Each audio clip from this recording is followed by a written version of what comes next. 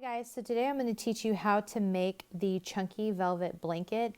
All of the information is linked down below, as well as where you can purchase the PDF that has multiple blanket sizes. On the blog you'll find the size for the baby blanket.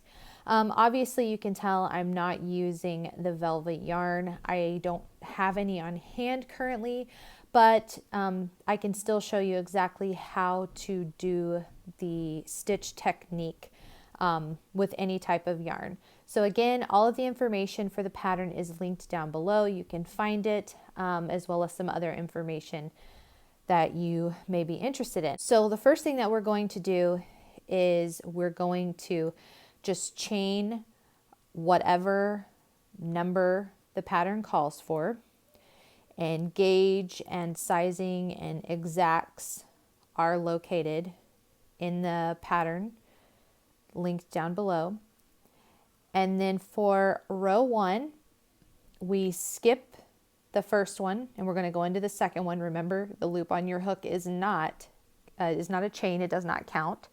So we skip that first one and we go into the second one with a half double crochet. So a half double crochet is worked like this. It's a yarn over, insert your hook, yarn over again, draw up a loop. You'll have 3 on your hook, yarn over, pull through all 3. Okay, so we're going to do that again into the next one. Yarn over, insert your hook into the next stitch, yarn over, draw up a loop, yarn over, pull through all 3. One more time, yarn over, insert your hook, yarn over, draw up a loop, yarn over, pull through all 3, just like that. So I'll do it across just so you can see.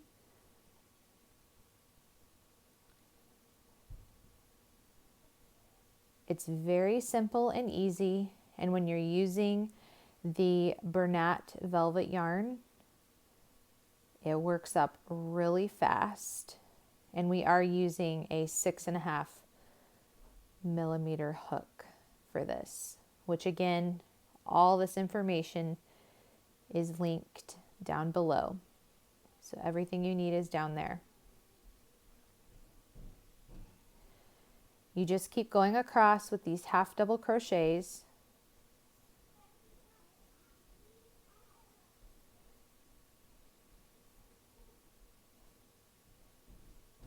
And then row 2 will be the row that we repeat for the entire pattern. So once you get into that last one, you're going to chain 2 and turn. This chain 2 counts as a half double crochet, so you're not going to put anything in that space. And if you're not exactly sure, flip your work and you can see that that chain 2 is coming up out of that little loop right there, so you know that is the first stitch, so we don't put anything there. So now we're going to work another half double crochet, but instead of going underneath both, do you see how there's a V there? We're only going to go into the back loop, and the back loop would be the loop that is facing away from you. So it's a half double crochet, see the V's on top. We're only going to work right there into that back loop, our half double crochets. So again, right there into that back loop.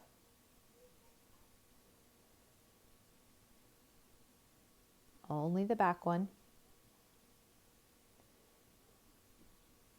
And row 2 is the repeat that you do for the entire blanket. You just, for every row, you work those half double crochets in the back loop only.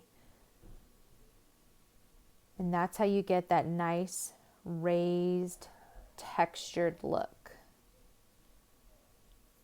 Now if you do not want to use Bernat velvet, you can easily exchange the Bernat velvet for the Bernat blanket yarn in the thinner strand.